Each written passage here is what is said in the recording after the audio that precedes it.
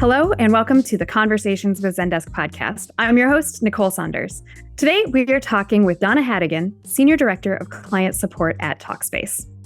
Donna has nearly 10 years of experience leading teams in customer-facing departments of industry-disrupting tech startups, including Rent the Runway, which reached a $1 billion valuation during her time there.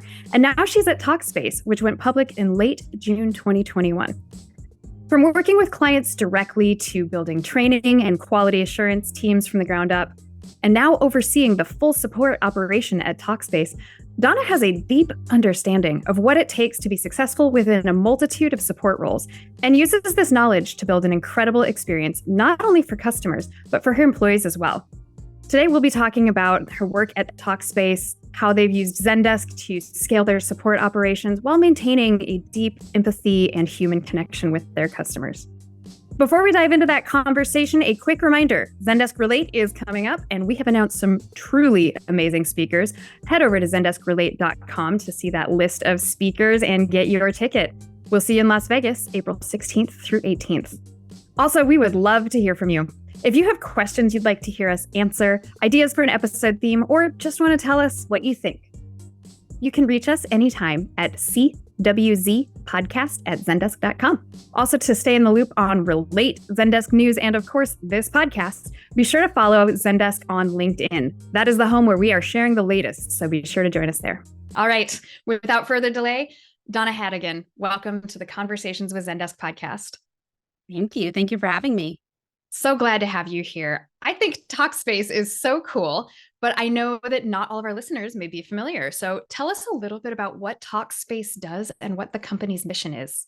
Talkspace is, as of today, the largest in-network virtual behavioral health provider in the U.S., with over 130 million covered lives as of Q3 last year.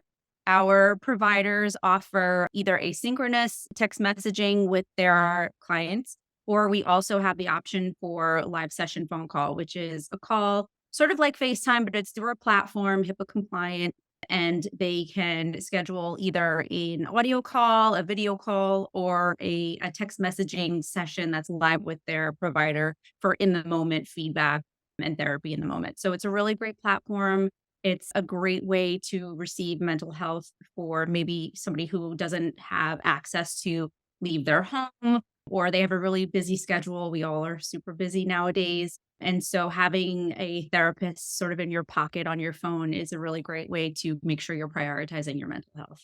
Mental health is so important. And if we've ever learned that in our lives, it's definitely been the last few years. One of the things that you and I were talking about as we were preparing for this conversation is that you are feeling very motivated to explore new ways to reach out and connect with your members.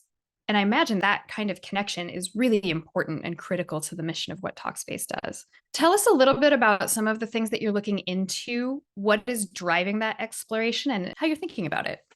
Yeah, definitely. Since I joined the company at the end of 2020, we were an email-only support business. And we've heard a lot of feedback over the years, especially, since my tenure, that they're looking for an in-the-moment live support option. And I think it makes sense. I mean, we have a platform that is text-based. So in my opinion, it always made sense to have a chat support option for our members. And so super excited to say that we launched chat support through our Zendesk platform the end of last year.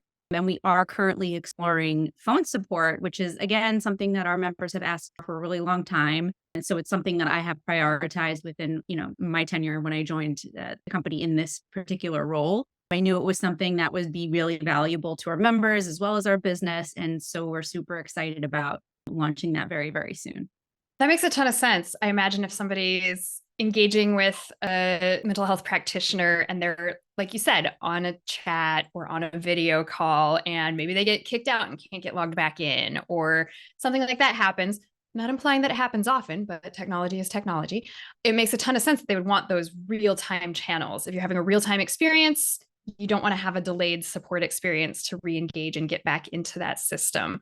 So that really seems like is something that connects really effectively. Yeah, absolutely. How do you collect feedback from your customers about their support experiences? Obviously, there's going to be feedback that you get on their experience with your service offering, But there's a different kind of feedback that you get about how that goes when somebody does engage with your support team. So I would love to hear how you collect that feedback, and then how does that influence your decision making around things like what channels you're offering?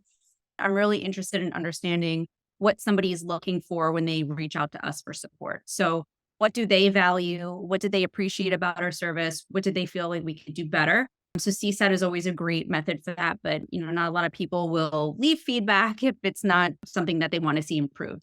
So, I think it's also really important to stay really connected to our members in different ways that they like to provide feedback. Within tickets is really great. So, making sure our agents feel really comfortable and rolling up that feedback to leadership so we can action upon it. And then also there's other things like app reviews that we are looking at or Better Business Bureau reviews that we're looking at. It's all really helpful. It's all different ways that we can collect that feedback from our members and make sure we're meeting them where they are.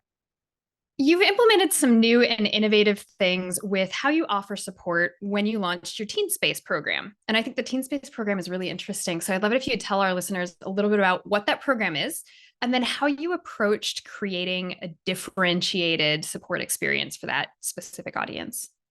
Definitely. So, Teen Space is a program that is offered through the city of New York or the Department of Health. And it is a basically free mental health services for teens in New York City. So, any teenager who lives in any of the 5 boroughs would have access to a provider within our network. And on top of asynchronous messaging, they would also be able to have one live session per month with that provider.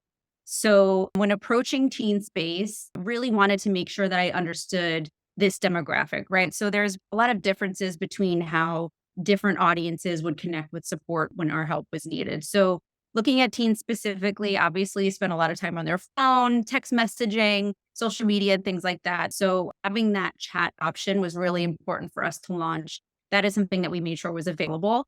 And I think also with teens, they are really reluctant to reach out to support unless they cannot find the answer themselves. So besides making sure that all of the resources and self-service instructions were available at our help center, we really wanted to make sure that, and not only with teens, but anybody who contacts support at Talkspace, that we're sort of destigmatizing the search for mental health support, right? So anybody who's contacting us already is taking that leap of faith in looking for services and mental health support and signing up for therapy, which could be a really big step for a lot of people. So the last thing that we want is for somebody to reach out to support and feel like it was a bad decision in any way. So making sure that we are not only being really supportive and helpful in answering the questions that they have now, but also thinking ahead. What are the questions that this person could have once we give them this answer? And how can we provide that information to them within sort of like a digestible format, so we're not kind of overwhelming them with information, making sure it's really impactful when we do have their attention. Because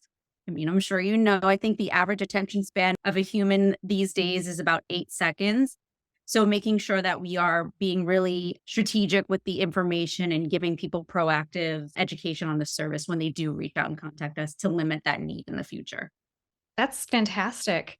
What were some of the tactics or strategies that you employed to optimize that self-service experience to bring this new audience into your ecosystem?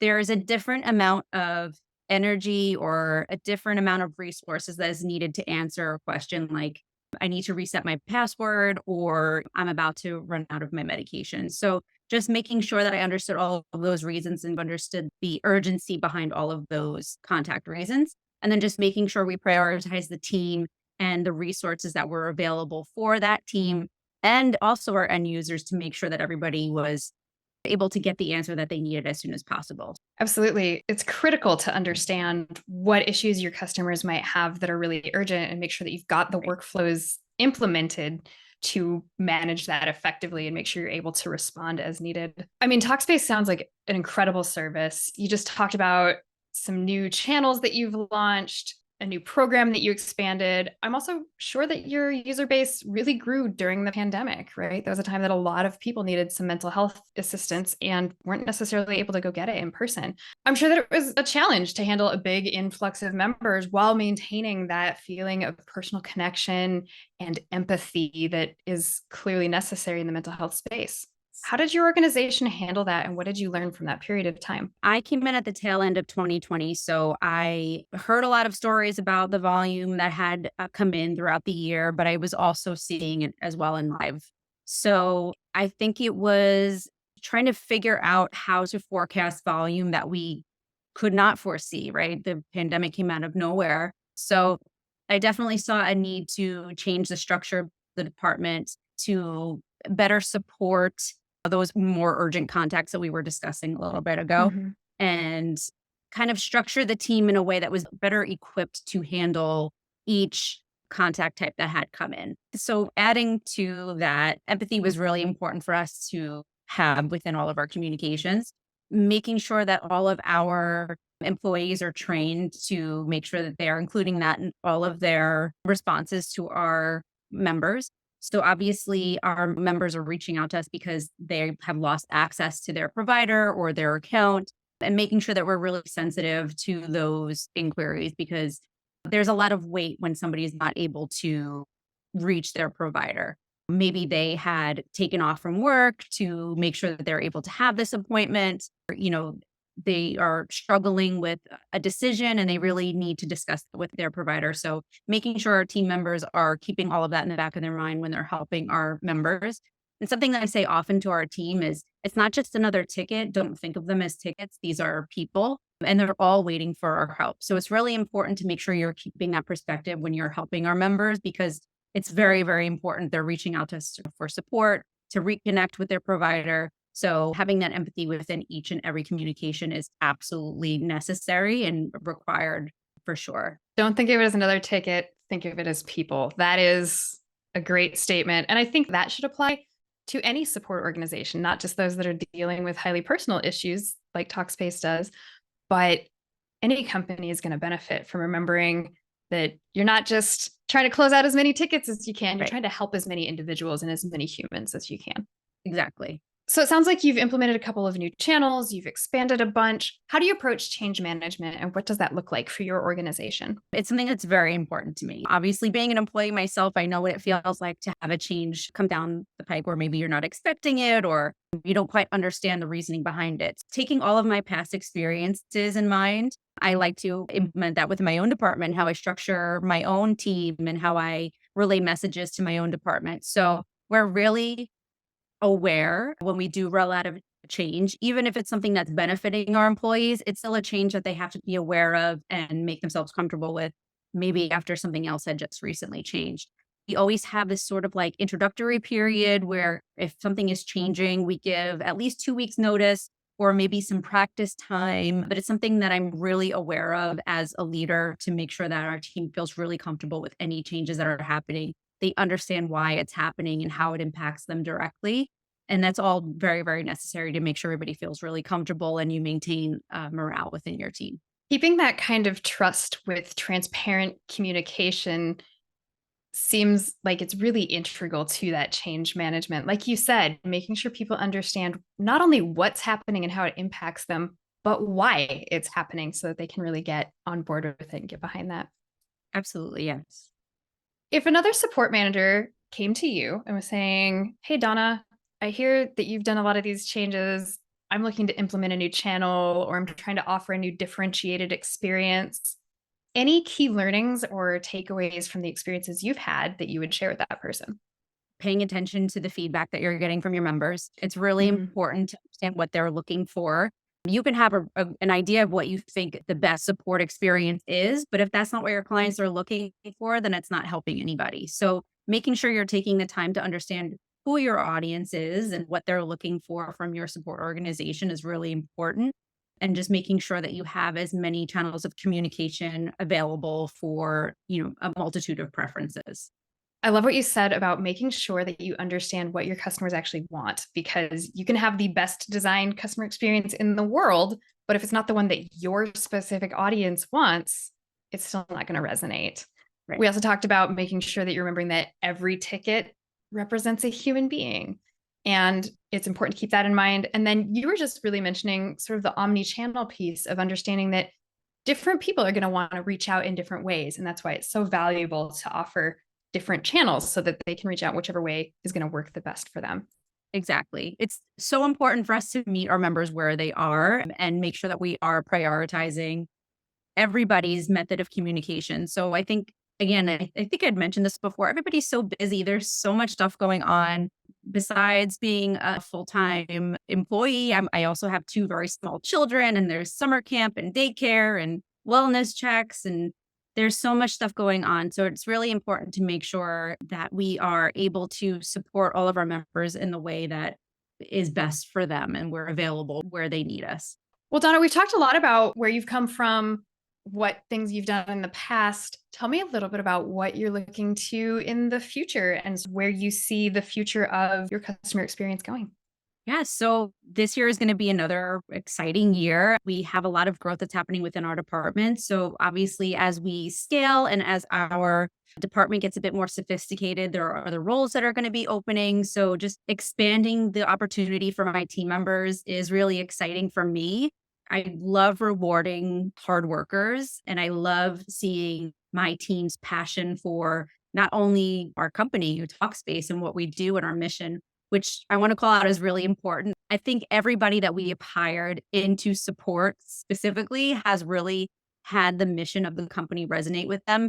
And it's really important for us to make sure that we have a team of people who are empathetic and who understand the mission of the company, because it helps them give the best service possible. So it's really exciting, rewarding for me to be able to give those promotions and see people's growth and have like a front row seat and play a role in that.